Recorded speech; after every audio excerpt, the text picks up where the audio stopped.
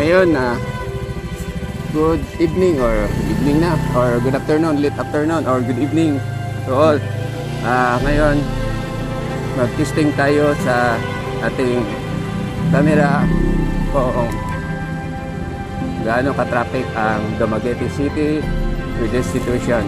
So dito tayo dadaan sa kabila. So traffic talaga. Nahirapan na ng isang kasasakyan lumabas sa gate. So yung kapitbahay namin na maraming tira mayaman. So this is the situation for traffic here in Dumaguete. So let's go. Hindi ko alam kung saan nakatutok itong camera. Basta kay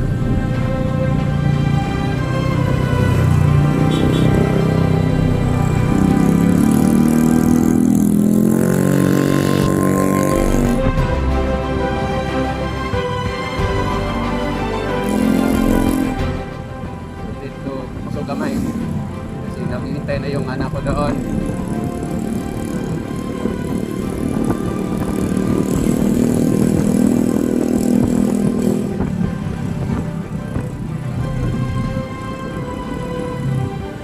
Wapo maganda yung motorsiklo, may flasher.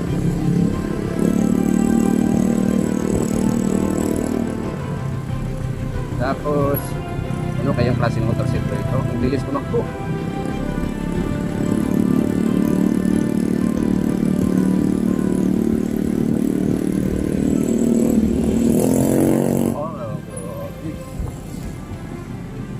Dito na nag-start ang traffic. Yan. So this is Dumaguete during the late afternoon. Yan. So dito ang problema ng traffic.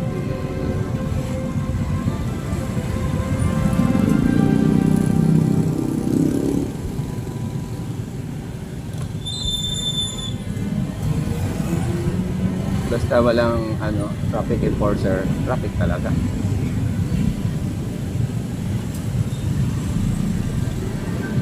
So dito kanya-kanyang diskarte sa pagsingit para lang makauna kasi may premyo pag makauna kang dumating sa pinapuntahan. Kaya yung iba sumisingit. Tulad ko, singit din ako. May enforcer pala. Nasa gilid na lang kasi sa daming sasakyan.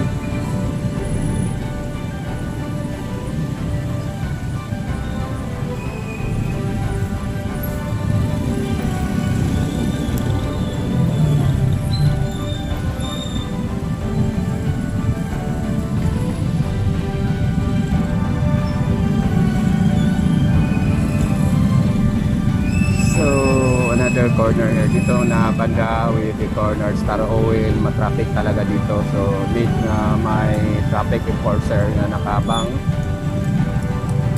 or nagta-traffic. Tingnan ko lang kung may enforcer ba. Mayroon na nasa gilid na lang siya kasi hindi na siya pwede sa gitna kasi ang grabe ng sasakyan, sobrang dami. So mga gusto mamasyal dito sa Dumaguete, huwag kayo magpunta ng ganitong oras.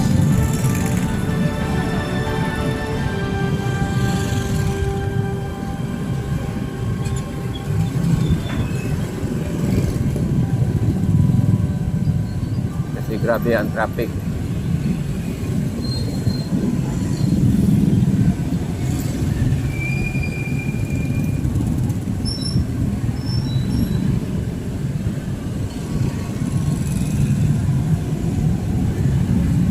So siguro sa pag-uwi ko, tapos sana para nakatagilid itong camera ko, sa pag-uwi ko, na lang, doon ako sa kabila dumadaan. So yan ang traffic. So just imagine yung mga sasakyan dito, para na rin Manila, pero pinaka maraming sasakyan dito is motorsiklo.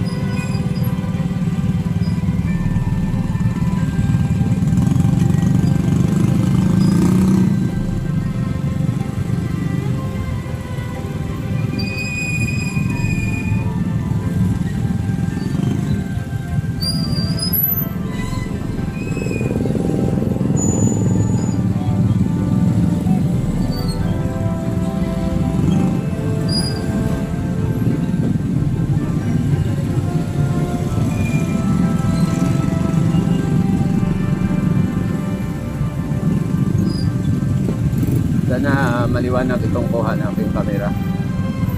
Kasi minsan magloko. Ano? So, sana hindi na ako may yung sa camera ko sa likod. Kailangan lagyan kasi yung iba sobrang lapit. Tignan mo na yung ito. So, tatay ako dadaan dito.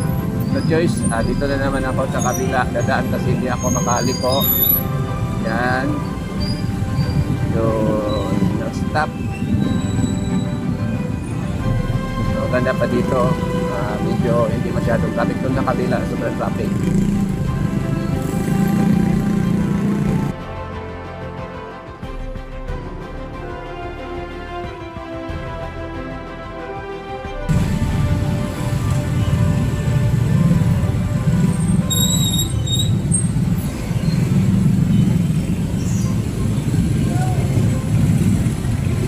Tignan natin kung ilang minutos.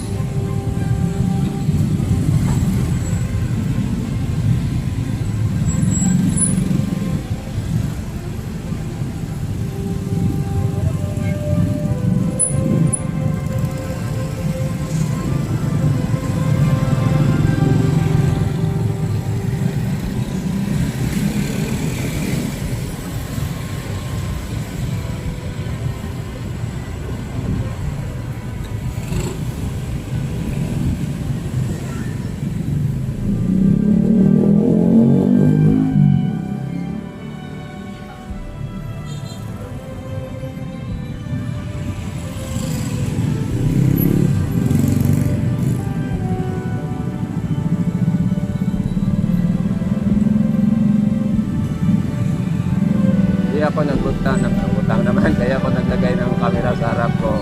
Kasi ito is magsisaving dust cap para naman maka-observe kayo sa mga ano dito, yung traffic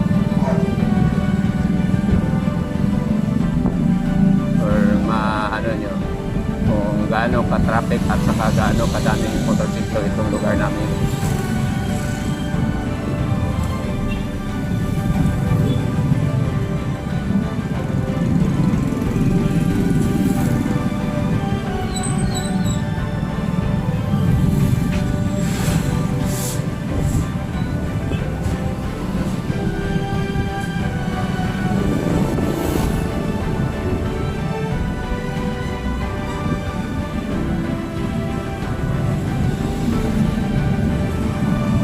Dito maluwag-luwag na ang kaunti yung area, pero pagdating ko doon sa mismo sa may Dumaguete Public Market, dyan na naman magsisimula ang traffic.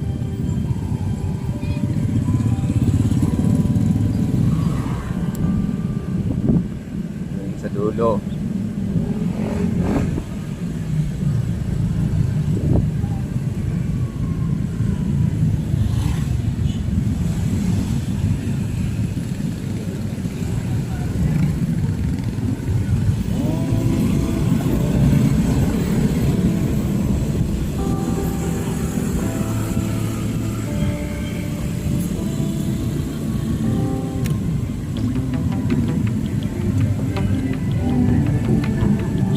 Makarating.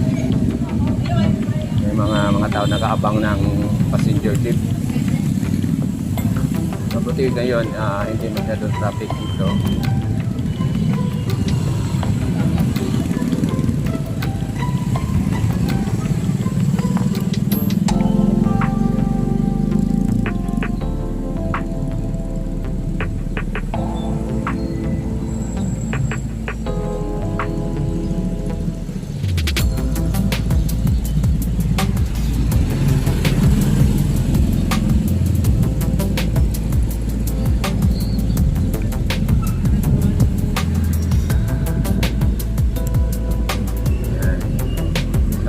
School ng anak ko.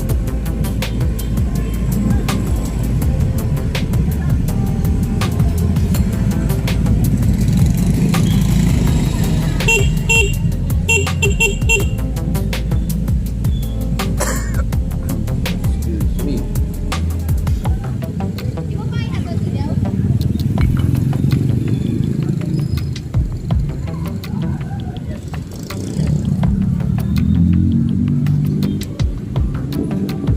nandito na ako sa school. Tapos sabi niya, lumabas na siya. Tapos wala namang lumabas.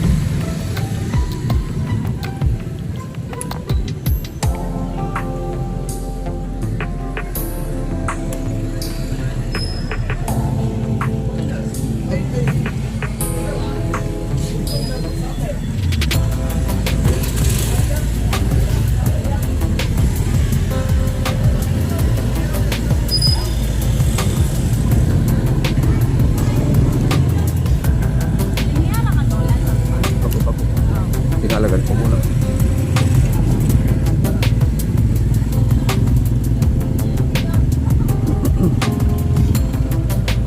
So, ikot kami sa Dumaguete kasi bumili ng ambal.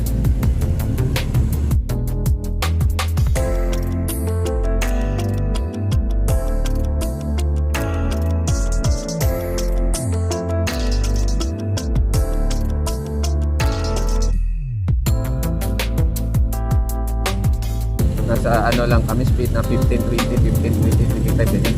Pero walang traffic, tatakbo sila na 60 na kilometers per ano dito.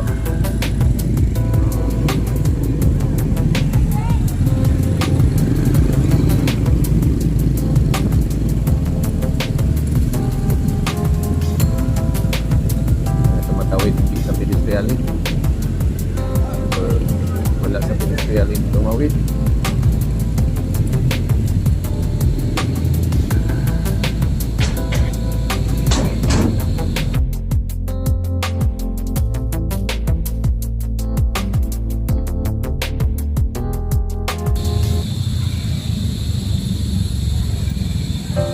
Kailangan mag-giveaway. May pick up na nagpacking pero sumisingit pa yun ng ano, ibang sasakyan. So, kailangan mag-giveaway.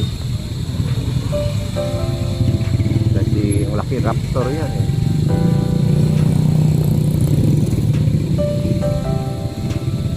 Naniniguro siya.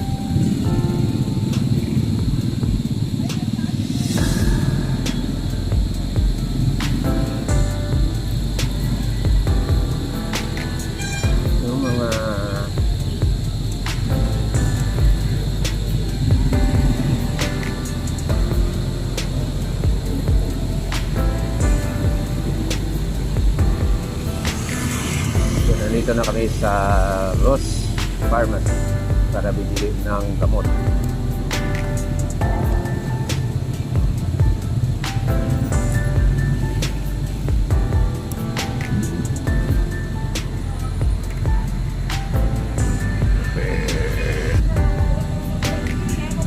So, walang gamot. Punta kami sa ibang drugstore. Yan tayo sa Basletali.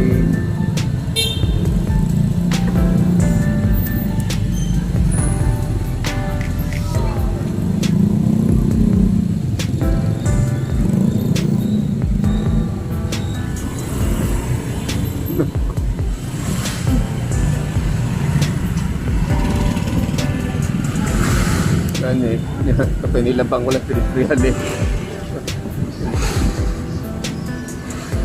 Ay nako, ito ang traffic sa Dumaguete, yung tumawid hindi sa pedestrian lane, mabigla tuloy tayo pag break.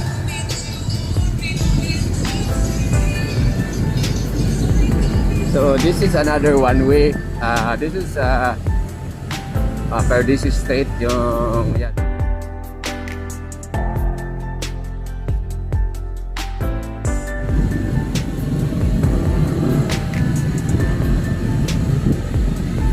Dilim na, hopefully makita pa itong ano ko, maganda pa ang kuha.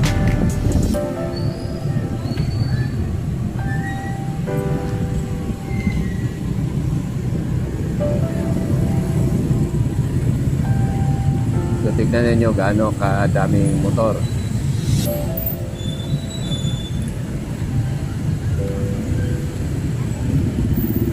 So hanap tayo ng mapaparkingan dito na banda or doon ako sa unahan.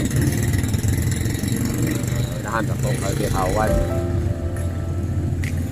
Lumampas. Hindi rin ako. Nice. Di ako sa kakadya.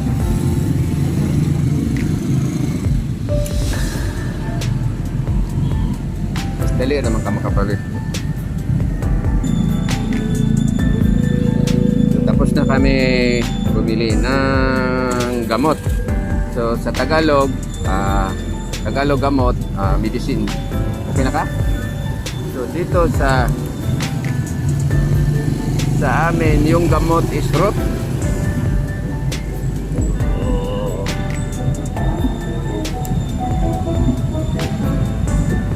Dito makita nyo sa already around 6 class in the evening.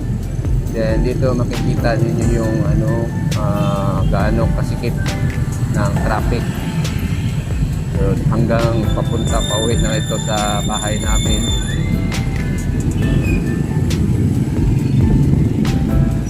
This is still a one way. So yung daan na ito. So singit-singit lang. Paunanay.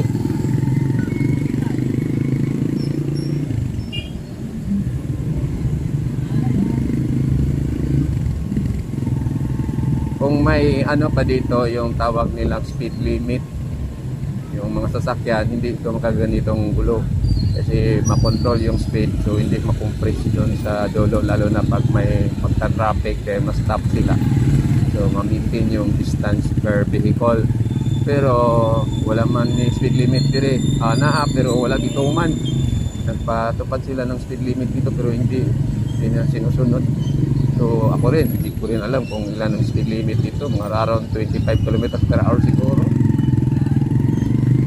Sa akin lang, hindi ko sure. Kasi pag may speed limit dito, may sana yung mga ilagay sa gilid ba, ipopost nila, tapos is makita kung ilan ang speed limit per street dito.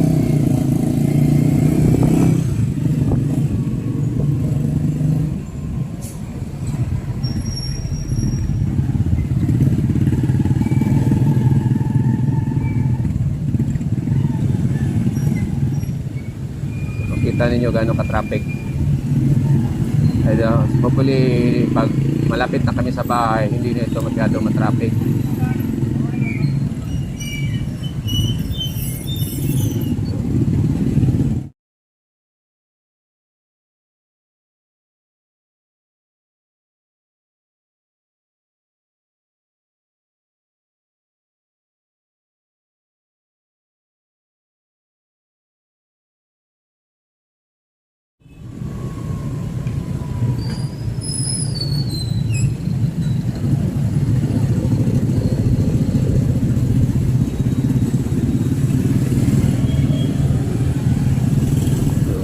Tayo sa kabilang lane.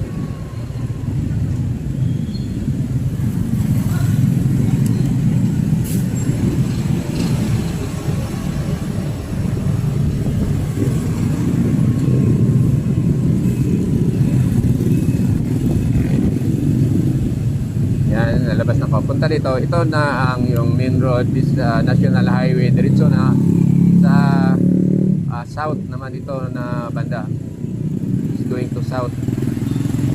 Tapos pero hindi ka makadiretso kasi may one way dyan, so angat pa ka ng going to Valencia, tapos lilipok ka.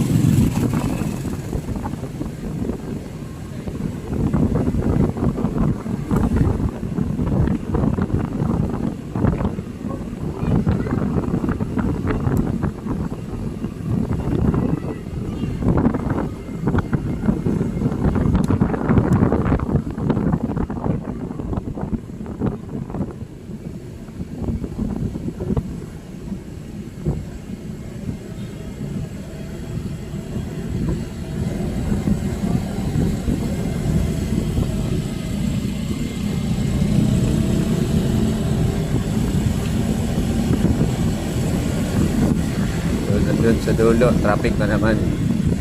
Kasi may intersection diyan, punta sa bridge.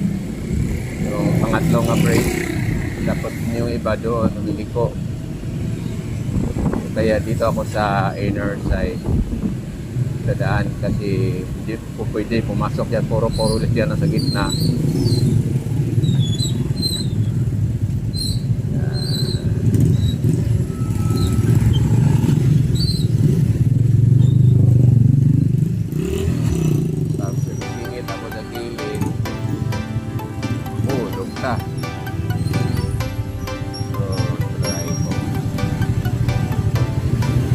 Nakalusot ako, nakatabi ko series.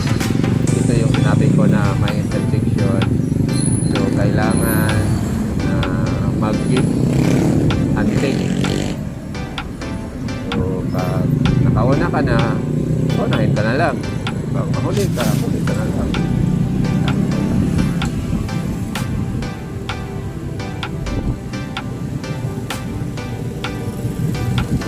Uy,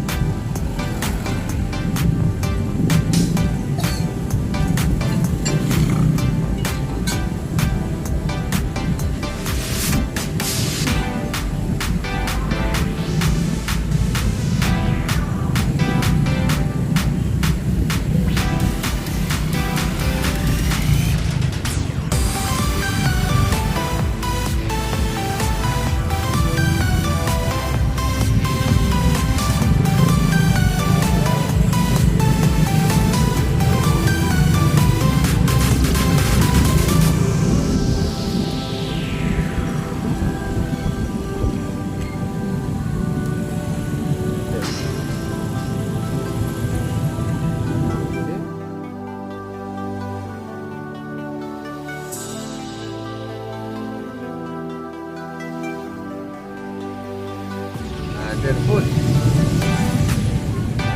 Paani tayo. So ito yung ano namin, public market sa aming barangay. May daanan, so may mobile. Sana manghuli sila yung nakarong parking. Kita lahat yung ano, yung mga city. Ito yung sarap mo.